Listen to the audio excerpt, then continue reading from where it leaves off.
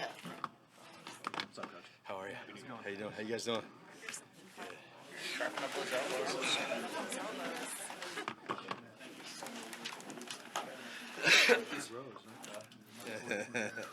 A lot of mics up here. All right. No updates with the injuries. I wish it was no updates with injuries.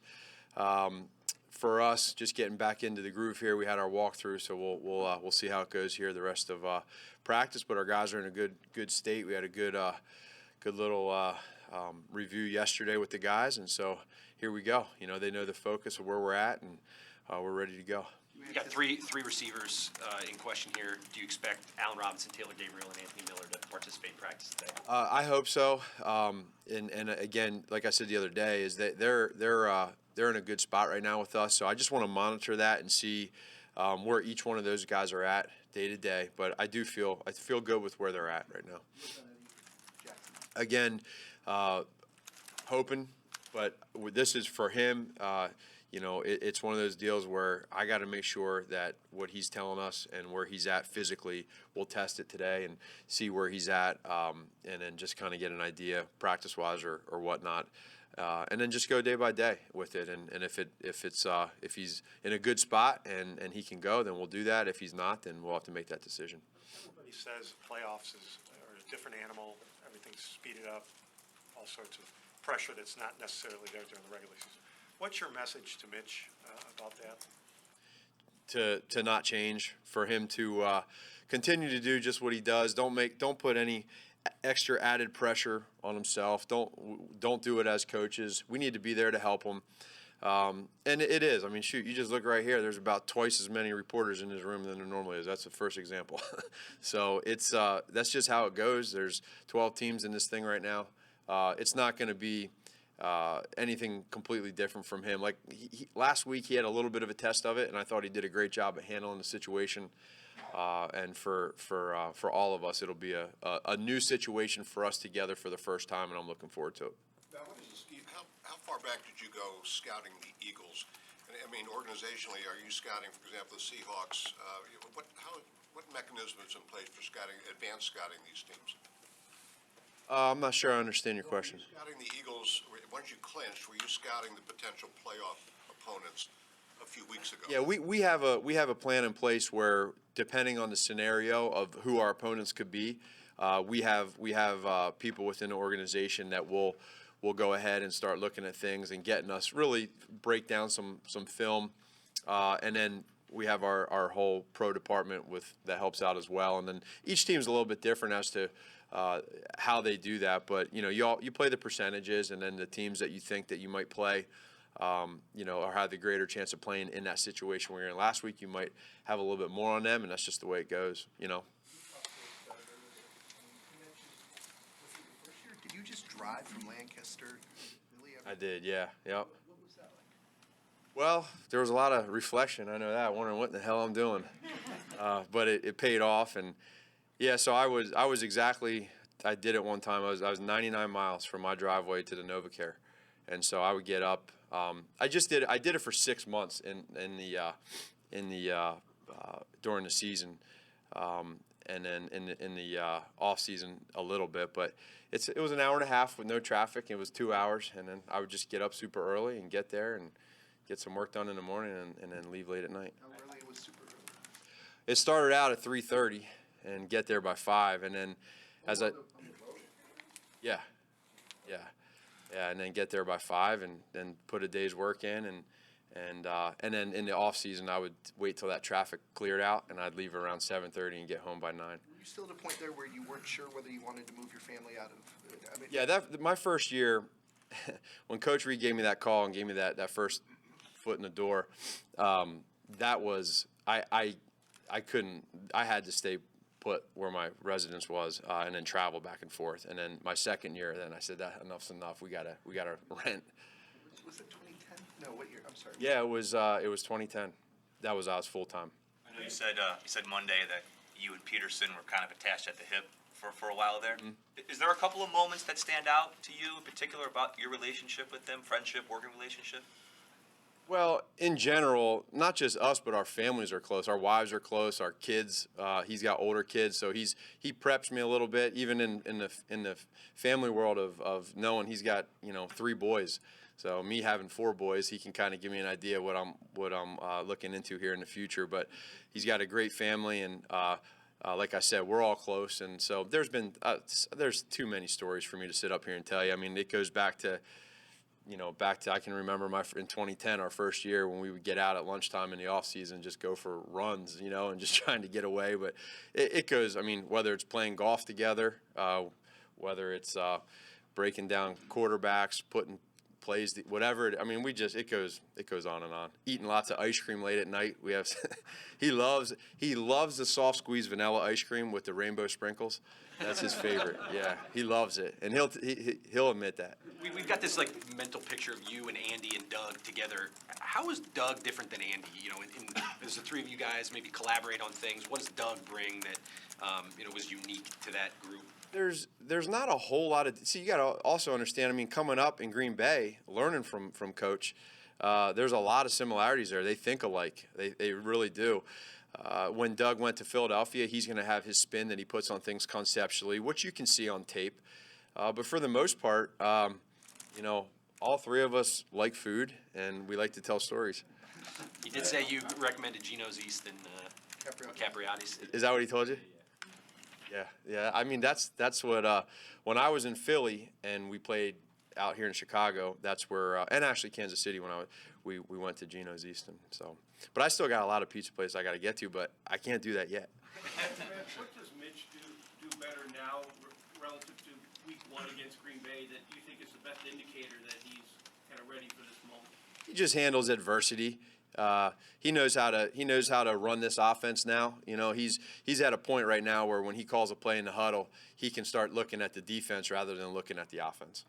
How important has Mitch's ability to handle adversity been since that LA game where he admitted he kind of tried to do too much and kind of got out of the system a little bit? Well, he did a good job at self-reflecting as to how he thought that he played, and that's what's so nice about him being a young kid, being able to take a step back and say, okay, what could I have done better? He started with himself, and we all do that. And for a young kid at that position, for this team to be able to do that in that big moment, he understood, and I told him at the end of the game, I mean, he's got to have a smile on his face because we won that game, and there were some good aspects to that. But now how do you use that to help you down the road? Well, here we are down the road, and so he's going to try to take all these experiences that he's had and use it to help us here as we move forward. Man, it seems like the second. Of Jim Schwartz defense.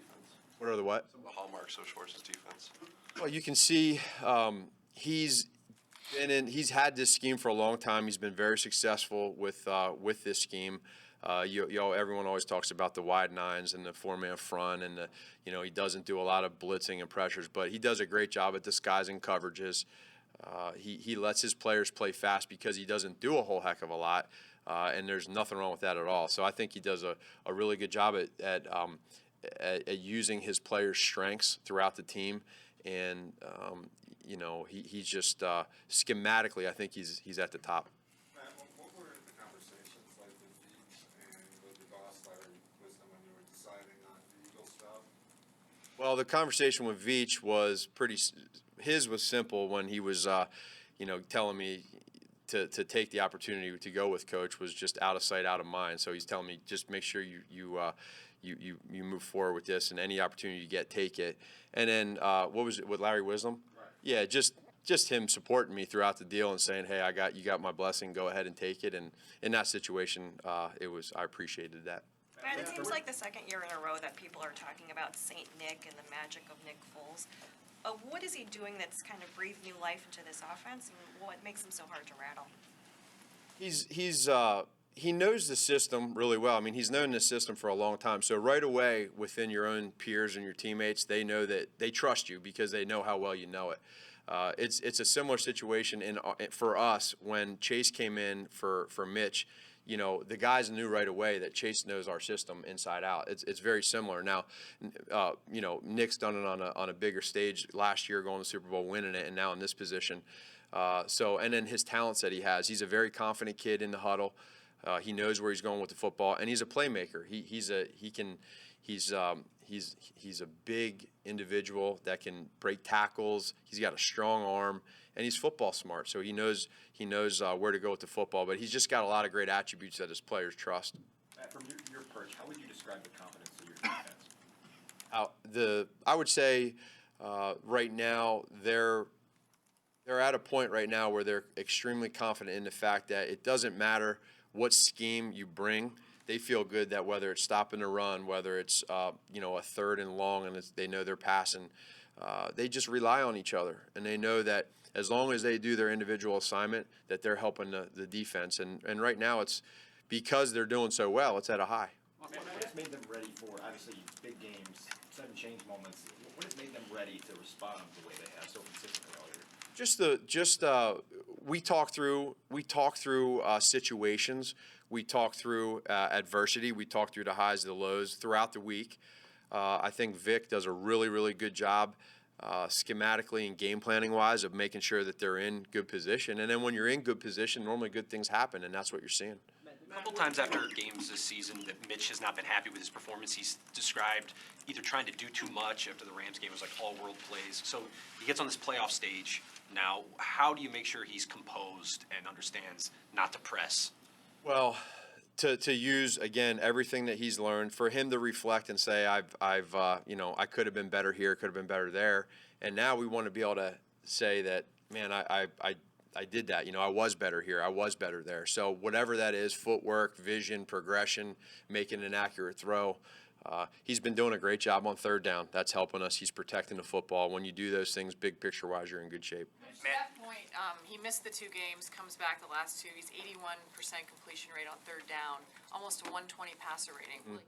We know he runs, so that might help, but what's been the progression there for him the last couple weeks? For him, being able to, all of us together, finally figure out conceptually, some things within this offense, without getting into extreme detail, I think he's starting to really understand who we are becoming as an identity within this offense. So whether it's first and second down, whether it's third down, are there plays that he's feeling comfortable in running, and it doesn't matter what coverage you bring. And then are there plays that I'm feeling comfortable calling, knowing that he's comfortable? And you mesh that all together. It takes time. It doesn't happen in week 1, week 2, week 3. You build it up into this part right now. And now what we need to do as a staff is pull back and say, okay, what do we do best? How do we use it versus this upcoming defense and try to keep it going? Matt, Jordan is coming off his best game this year. How would you describe how your confidence in the running game has improved now that you're heading into the postseason? Yeah, I've always had, believe it or not, I really have had confidence. It's been the part of it, and it hasn't been the actual players, whether it's the O-line, the tight ends, the running backs.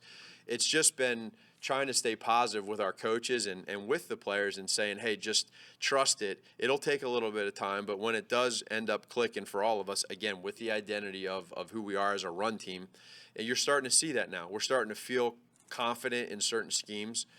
And when you have that, now you can get rid of all the stuff that you don't feel good about that you were using before to try to make work. It wasn't working. And then you put together a good player like Jordan who goes ahead and it makes strong. I mean, he had 50 yards in the first 2 runs of the game last week. That immediately is going to bring confidence. How have you seen him handle that process, that learning on your part? Jordan? Yeah. That's a hard question to answer because he's been the same. He really has been the same from the start. Nothing's changed. He doesn't say a whole lot. He just comes out and just does his job. And if he has a game where he didn't have a lot of yards or his yards per carry was low or he didn't have a lot of attempts, any natural human being in that situation is going to be frustrated because they want to be able to help. But he hasn't really done that. And even after a game like this that he just had, 100 yards, couple touchdowns, it's the same as what it's just flatline with him, and I appreciate that. And I know you said after a couple of big games, or even after or right before division play started, your guys had a little extra pep in their step. What are you seeing out of them this week? It's the same. It's the same. They have a little juice to them right now that I like, and I'm trying to make sure that I calm that the right way and that they understand that right now where we're at, it's been such a long season with the 5 preseason games and now these regular season games. I want to make sure that that where everybody, coaches and players, everybody's going up. Mentally, physically, they feel right. So whatever I need to do to help that out, whether it's pull back a little bit in practice because we've had plenty of physical experience and really hone in on the mental side, I'll do that. But for our guys right now, they're excited, but as I tell you can't peak too soon. It's not time to peak yet. We're not there yet. Matt, where did you watch last year's Super Bowl? And when you watched it, did you have a sense of, oh, he's going to do this or he's going to do that? Did you see Philly coming? I mean, is there an anticipation with Doug and how that might translate this Sunday? I watched last year's Super Bowl at what was it? It's in Lake Forest at one of the taverns there. With my wife, I was there. Why? No, not that one. There's another. Is it Chief something or something? I don't know. There's a. Is there, Larry? Yeah, Chief. Yeah. That's where I was. That happened to be the one that there was nobody there. So it was amazing. I actually had to get him to turn on the TV to watch it. So it was nice. It was awesome. So that's where I watched it. And what was the next part? I mean, could you sense what he was going to, like, did Philly surprise you? Did you say, he's going to do this here? And how does No, I did not. It didn't surprise me that he did that. But I do remember looking at my wife and saying, "Holy hell, that was a ballsy call." that was. And then I said something to the fact that, yeah, Doug, that a boy, one of those deals. I was just I was happy for him. It was. But the time you guys spent together, is that going to somehow translate to Sunday that you kind of sense what he's going to do, or that kind of, that's what I'm trying to get at? I mean, yeah, they lead the NFL in going for it on 2-point conversions, and they're at the top in fourth down. So that's who they are. It's not going to surprise me one bit. We'll try to stay prepared as we can be, but no, it doesn't shock me. He's always kind of been that way. Did anybody recognize you at Chiefs? At the deal? No. There wasn't anybody there. We talk a lot about the lack of postseason experience in your locker room. Do you think we make too much of that? No, because that's real. If you don't have all that, I think that having experience can help out so many. But we do have enough guys that can give their own experiences of how to handle these situations, and that's all it takes. It's just a few guys to be able to talk, give experiences, and we haven't done that yet. But there'll be a time where I might talk to some of my guys and have them do it. Matt, what have you got still in the early stages of your you're still in the early stages of your play calling career. How valuable are some of the lessons you might have learned from like Mike Pettin and Wade Phillips and going up against Mike Zimmer in the second half? How valuable are those lessons in just being ready for this type of situation?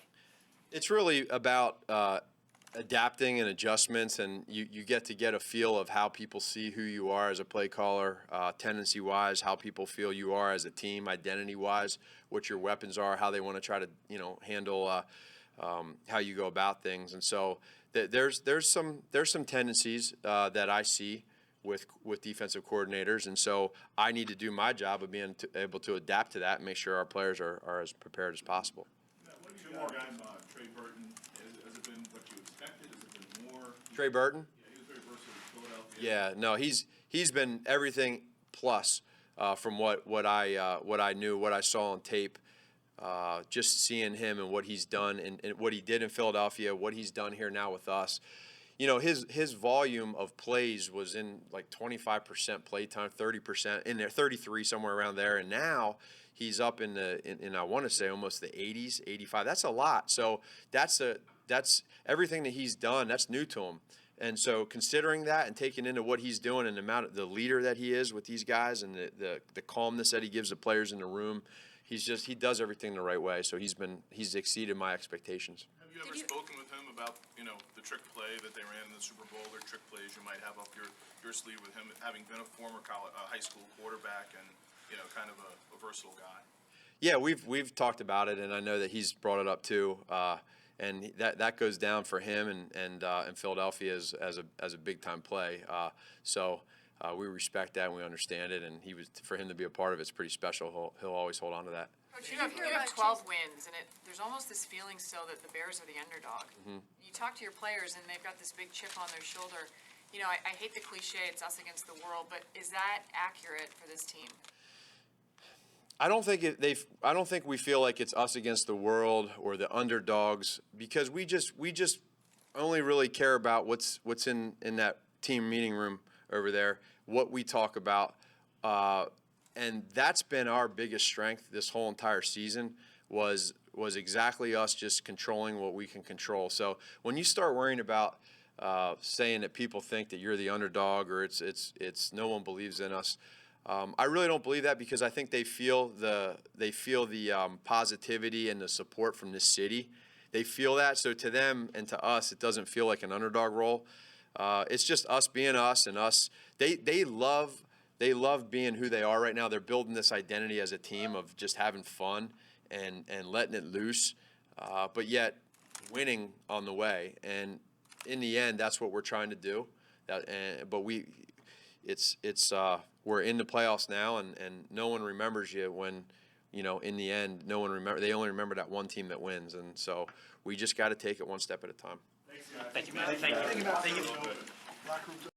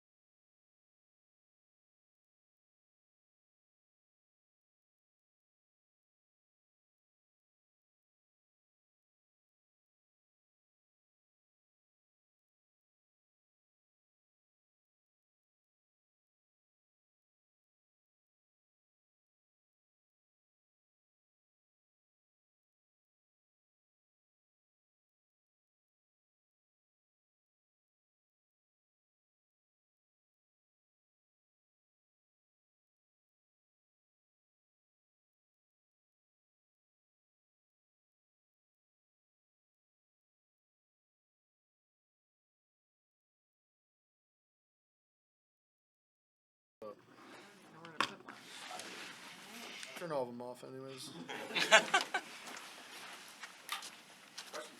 Mitch, a couple times this season, I'm thinking after the first Packers game and the Rams game, you came out of there, critical, saying I tried to do too much, or maybe I was pressing a little bit. How do you make sure you're composed in the way you want to be on the playoff stage? For sure. Just those are great learning experiences, and just going back, talking over with coach, and really reflecting on what I need to do for my team to put us in a great position to win every single week. And those were two instances where I just came back, was critical of myself, watched the film, and really figured out how I could change my mindset and do a better job in practice throughout the week, just getting prepared, and obviously helps play better. So it was a good learning experience, and you just got to make those adjustments throughout the season. How important was that Vikings game last Sunday in terms of just getting used to the intensity that everybody expects out there this week? Yeah, for sure. That seemed like a playoff caliber game from what I've heard from the other people. So it was a very loud environment. It was a must-win for the other team, and we just came out there. We just blocked everything else out on the outside, and we just wanted to go in there, compete, and win. And that's what we did. We stuck to our game plan. I thought we played well in all three phases, and it was a big win for us, and we just want that momentum to carry over into the postseason. Mitch, when you look at the Eagles' defense, what do you notice about how Fletcher Cox can kind of wreck a game at any point? Yeah, for sure. Very disruptive, very good player. Has been doing it for a long time now. So you just got to give him the respect he deserves, have a plan for that, which we will, and try to find ways to tire him out. And they do a good job of mixing up their fronts and subbing them in and out, and just creating disruption all the way around, not just Fletcher, but the other guys as well. So we'll have a plan for that, and just try to attack them and keep them off balanced, and do a good job using snap count, all those things, and just try to mix it up so we can tire them out and get them blocked. So I got a lot of confidence in my O-line, and we just got to have a great work week of practice and handle them on Sunday. George Jordan's coming off his best game of the season. How significant is it for you, even in just in the entire offense, to have the running game going at this time of year? Yeah, it's crucial. You definitely want to have that run game going. It gives a lot of confidence to the O-line, just being able to control the line of scrimmage and create holds for the running backs, and gives confidence to the running backs as well, just hitting the hole, running hard, and it really opens up everything else for our offense, opens up the pass game, the play action, and keeps them off balance with quick game as well. So the more everything goes through our run game. Once we get that started, then everything else starts to open up. So I think it's just giving this offense even more confidence. Mitch, as the offense has developed throughout the season, how's the identity grown, and kind of where is it right now as you guys enter the playoffs? I'm not really sure. I think it's always changing, and we're just going to continue to do what works with this offense. We're just going to roll with it. And I think the good thing about this offense is we have a bunch of players that can go off on different games, and it could be a high-scoring passing game for the receivers or for the running backs, and the O-line is doing a great job run blocking and pass blocking. And we just want to be hard to defend, and everyone just plays really unselfish football. So just going out there, doing our job, rolling with what works, staying on the field, help take care of our defense, and take care of the football. Mitch, when was the decision to grow the beard out, and assuming it's not coming off? Yeah, it's not. It was after week 1, so I started the playoff beard a little early. So this is my first time ever having a beard, so I just wanted to get a jump start on everybody. Mitch, those are the split-second decisions that, it doesn't seem like they can make a difference between a good play and a bad play, but it doesn't seem like something that you could just, practice.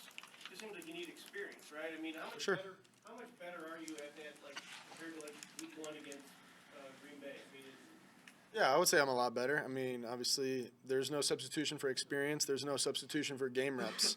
And you do the best you can to try to simulate that in practice, but nothing comes close to the game. So I think I've gotten better throughout the course of the season. Just continue to make adjustments, making those split-second decisions, and just continue to get better and be critical of myself when I don't, and learn from those mistakes. So it's an ongoing process, and that's what really separates good quarterbacks from great quarterbacks, I guess. Because there's no substitute for experience, how prepared do you feel this regular season has made you for what a playoff game will look and feel like? For sure. We're very excited, and we're just going to treat it like the other games that we have throughout our season. Obviously, we know everything's going to be turned up a notch, but we will be too. So we're going to go in there well prepared, play our tails off, stick together as a family like we've done all year, and just continue to stick to the things that have got us to this point.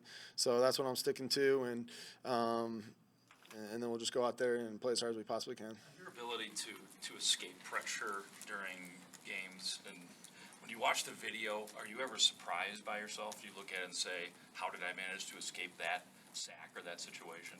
A couple times, yeah. It could be kind of surprising, and you don't know why you do things sometimes. But on the field, you're just reacting. You feel things, and if you guys have ever been in the pocket on the football field, it's not like anything else that you can simulate. And you're just feeling things, and you try to keep your eyes downfield and do your job. But sometimes you got to move, just to keep a negative play from happening and try to continue to make plays for your team downfield. So that's what I try to do. I'm always try to have eyes in the back of my head and keep my head on a swivel and take care of the football and make smart decisions. But it's pretty cool, some situations you can escape from. But it's all about taking care of the football and being smart. Coach has been saying all year, don't peak, but here we are in the playoffs. Is it time to peak? That's a good question. I'm not trying to give away our secrets or anything, but it's kind of just like a mindset. Like we haven't gotten to our we haven't played our best football yet. So we're gonna stay hungry, stay humble, continue to stick to the things that have got us here, and just keep going this way. So we're just trying to get better this week, really hone in and focus on this opponent and take advantage of the great opportunity that's been given us. Home playoff game in front of our amazing fans in the city of Chicago. So we're very excited, and hopefully we just keep going up and keep playing good football and stick together and do what is now Bears football, which is what we've shown we can do this year. Which I know is a long time ago, and it's a different level. But what do you remember from high school playoffs and that whole one and done, having to handle that as the quarterback for your high school team? Yeah, for sure. It's a lot of fun. Everything is that much more interesting, and it's that much more intensified. So you just go out there, enjoy every snap, every opportunity, and the best part about that is just being out there with your guys. Back in high school, it was being out there with your best friends, and now it's the same thing except on the highest level of football. And we have a great locker room, guys in there I consider family, and we just go out and enjoy every opportunity because you never know when it can end. So you just take nothing for granted, leave it all out there, practice as hard as you can, and then go out there and leave it all on the field. And because this is a great opportunity. Not many people get to do this. A lot of the league is already done. We're fortunate that we get a home game this weekend in the postseason, so we're going to take advantage. As somebody who's studied some of the great quarterbacks in this league, and you know what the postseason success means to their legacy, what's the significance of this opportunity for you? Yeah, I'm not really thinking about any of that or the other quarterbacks or the legacy. We're just focused on the Philadelphia Eagles this week. Stay focused on the task at hand, practice really hard this week, and then go out there and execute. And we could talk about all that when I'm like a lot older or whatever. Deal. Did you watch, how did about Eagles fans thanking you for helping them get in and donating the thumbs up? Did you hear about that? I did not. That they're sending a lot of money to thumbs up to thank you for helping? Oh, that's awesome. That's awesome. Yeah, Thumbs Up is an organization that I've been close with. For those that don't know, one of my friends from college, his family put on this organization that supports families who are dealing with cancer, and they get together and basically put on mini vacations for these families. So the people who are donating to that, Thumbs Up, I appreciate it. It's a really great cause, and a lot of amazing families who are dealing with cancer, I'm sure they appreciate it as well. So to anyone who's donating, we thank you. How much did you watch Philly's run to the Super Bowl last year, and what did you think of the stretch that Nick Foles had? Yeah, it was really cool. That's the amazing thing about this playoffs, I think. You just can't count anybody out, and as soon as a team gets hot, that's how it is in the NFL. Anybody can beat anybody on any given week, so you just try to get hot at the right point, and they did last year and made a really great run and did some awesome things. So I like talking to Trey about that because obviously he was on that team last year, and he just keeps telling me it's a special time, and we got a special team in this locker room. So hopefully we could put something together like that, but it's one day at a time, one snap at a time from here. Mitch, the theme of this team has been to kind of go for it and be aggressive, but in the playoffs, there's a tendency to kind of err on the side of caution and be conservative. How do you avoid falling into that kind of trap or just mindset? I don't know. That's an interesting theory or whatever about you. This is our first time in the playoffs since I've been here. First time with Coach Nagy. because it's his first season here. So I think we're going to continue to do what got us to this point, and that's be aggressive. Stay hungry, stay humble, play aggressive football, and go for it. As far as I'm concerned, we have nothing to lose. We're going to lay it all out there. Did you start growing the beard week 1 because you knew it was a playoff team week 1?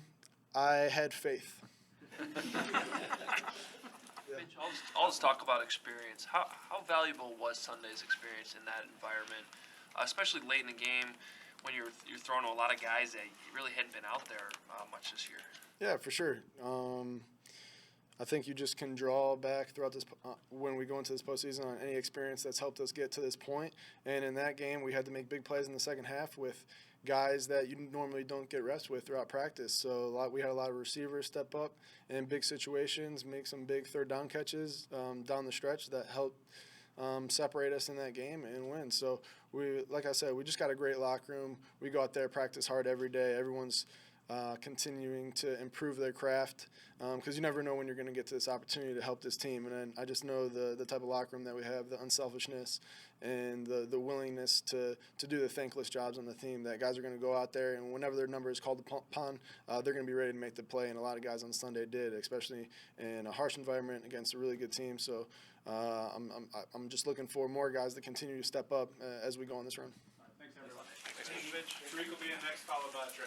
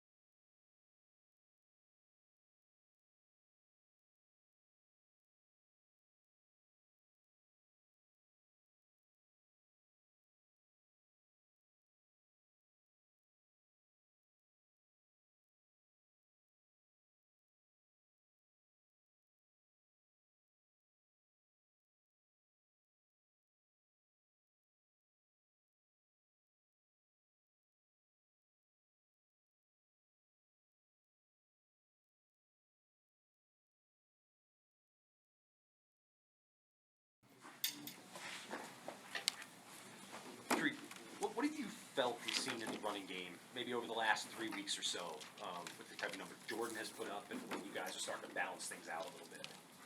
You can see, the O-line's getting a lot more comfortable in the things they do, and we're starting to trust them a little more in the backfield, and everything's clicking right now. Thank you. Tariq, you're a player, or just personality who just seems to enjoy the spotlight. And this is playoffs are an opportunity where, obviously everything's magnified. How exciting is this for somebody like you to not just be a part of this team, but to actually, have a chance to have one of those great moments or whatever? I feel like it's very exciting. I love making, that big-time play in a big-time situation. So to get the opportunity to do that, no matter where it's at, it's great, and I look forward to it. Do you dream about things like, daydream about making big plays, things like that? I tend to do it like during the game. Like last year against the Steelers, when I had the big run in overtime, I told Jordan before we even scored that I said I wanted to make the play. Like I wanted to be the one who made the play. But part of that reason because I fumbled though against them earlier though, so I wanted to make up for that. They've kind of struggled a little bit against pass-catching running backs. What have you seen from them, and do you see that maybe you can have a big game this Sunday? They're pretty much balanced defense. They had a lot of injuries in the secondary, so that may be the reason for that. But they have a tremendous front four, so we got to be very keen this week, handling them. Have you talked to any of the guys in the locker room that do have playoff experience about what to expect? No, I haven't yet, but I'm hyped. I talked to them about me being hyped. I haven't talked to them. They see that I'm hyped now. I think I'm going to calm down a little bit, not peak too soon. So I got to talk to them, and get their because this is just one game in the playoffs, so I got to calm down a little bit. How much do you think that just regular season adversity has prepared a lot of you young guys for this first time in the postseason? A lot. Our last game against the Vikings really was, the postseason atmosphere. It was a game for them that was a playoff game, and it was a win and get in for them. So they was throwing everything at us, and for us to battle back, to stay strong like that, it proved a lot for us. You're so high energy, you're always bouncing around and dancing. Is it difficult for you to calm down? Do you listen to music or? I play the game. I play like Fortnite, but it don't calm me down. It calmed me down football wise, but it turned me up on the game. I get turned up on the game. When Matt Nagy was hired, you were seen as kind of quote unquote gadget guy who could really excel in his kind of offense. Has that worked out the way you hoped this season? How much more is there to come? And how do you feel just about the way things have gone this year? I feel like it's definitely worked out. Been playing pretty good. I think so. It's a lot more I want to do though, and I feel like it's a lot more I can do. So I'm looking forward to that, and looking forward to growing inside this offense. What have you seen in Mitch the last couple weeks, maybe since that Rams game, as you guys have continued to win? I feel like ever since he came back off the injury, he's just been, he's back to his old self now. He's in the norm of things. He's talking to the players how he usually does, staying at one level during the whole game. It's just good to have him back. Yeah, this is new to him too, obviously being first year. But being in the playoffs, is there a certain confidence you guys have, even going into an unfamiliar situation, that he's your quarterback, the leader, the whole thing deal? Oh yeah, definitely. We all have our trust in him. We seen him make, the best of plays when times, didn't look so bright, and just the things he can do with the ball, his arm, and including his feet. It's just amazing to watch, and that's why we have tremendous trust in him. You talk about how amped up you are, how excited you are. How much stock do you put into experience then, obviously going up against the Eagles team? Does it matter on Sunday? I feel like it doesn't matter. So, everybody got to come and play that day. It's any given Sunday in the NFL. Anybody can win any game. So you got to come, and experience is not going to save you. So you just got to play that day. Tariq, from what you've seen, how has Trey Burton sort of evolved in your offense from the beginning of the year? He's one of the smartest guys in the offense. He always knows where to be, how to run a route. It might not be always how it's drawn on paper, but he knows how to run it to get open. And just from learning to him, from watching him do it and learning, it's also building my game. What do you see in their punt coverage unit? They're one of the better ones in the league. Everybody plays hard on their team. It's usually somebody in the special teams unit that you want to try to pick on or something. With their team, they're pretty stout, and everybody plays hard. So, it's going to be a tremendous challenge. Thanks, guys. Thank you.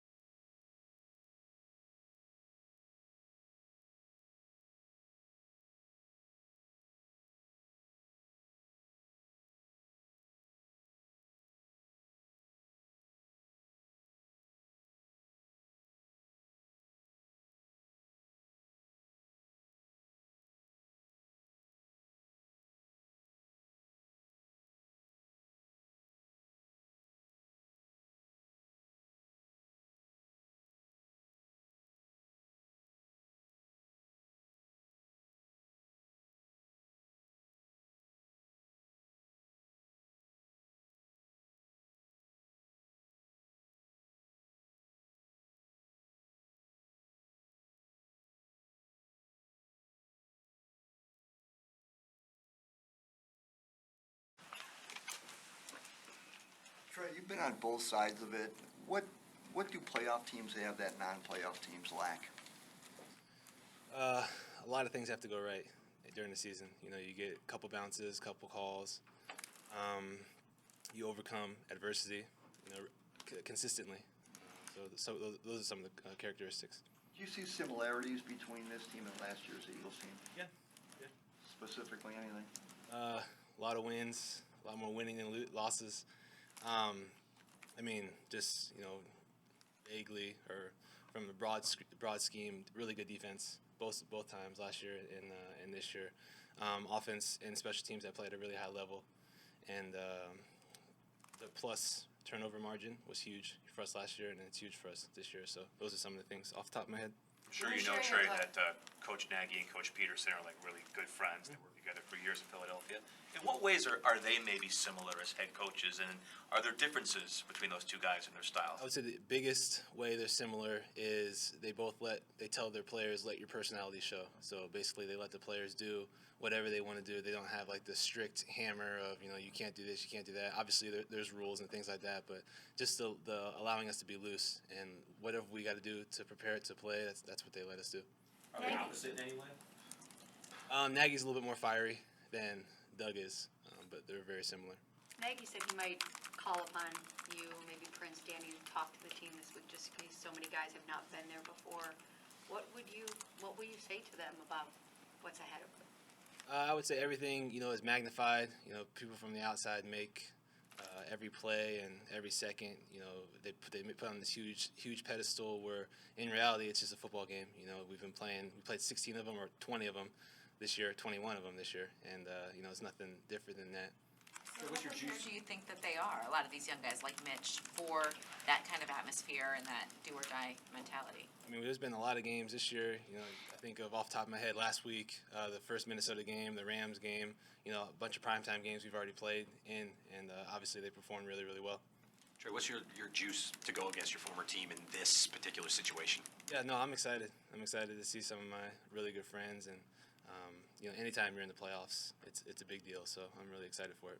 Trey, how big a part of your life is the Philly Special now compared to February, March, and as you've gotten away from the play that lives in Philadelphia? I don't know. I couldn't give you a percentage, but I mean, it will always be a part of my life, my family's life. You know, no one can ever take the Super Bowl away from us, and it was an unbelievable time. And but now, you know, I'm here, and so I'm excited to be here. Was there anything that happened over the summer beneficial or irritating that associated with the play? Have you gotten sick of it? Have you gotten? I'll never get sick of it. No, never. You guys were part of that brotherhood in Philadelphia. How close have you remained to Zach Ertz and Nick Foles and Carson Wentz? And what did you think about Zach's year? Really close. I mean, I was in 4 of those guys' weddings, you know, in the last 2 years. So obviously, I have a relationship that goes way and far beyond football. Extremely happy for Ertz. Like, I couldn't be more happier, you know, than anybody else. I called him multiple times and, you know, congratulated him as much as I could. Something that I knew eventually he was going to be able to do. He just, you know, got a lot of targets, a lot of balls, and unbelievable athlete. Does a great job getting open. Has some of the best hands in the NFL. And did you learn from him? Oh yeah, no, for sure. I mean, him, Selleck, Justin Peel, you know, the tight end coach there now. Like, I credit, you know, my the way I play the game from those guys. Trey, Mitch said that you have talked to him to try to, you know, prepare him for what's ahead. Can you share anything that to Mitch? You said? Yeah, that you wanted him to know just about the stage that he's about to step on. I mean, the bottom line for him and I's relationship is, you know, I just tell him to have fun, because you can get caught up, especially as a quarterback, in what people are saying, you know, what is going on in the offense, bringing the whole team together, you know, what people think about you, and you can get easily get caught up, especially as a young guy. And I'm not saying he does, but it's something that you easily can do. And so, you know, I feel like my role to him is just to remind him to have fun, you know, laugh with him, joke with him, and get him out of, you know, the serious, you know, mentality. Trey, along those lines, Trey, you've been one of the biggest believers in Trubisky from the beginning. Yeah. He's a guy he's going into his first playoff game, but why is there so much belief in him? What is the source of your confidence in him as the leader of this team going into a new a new situation? Talking about now or before I?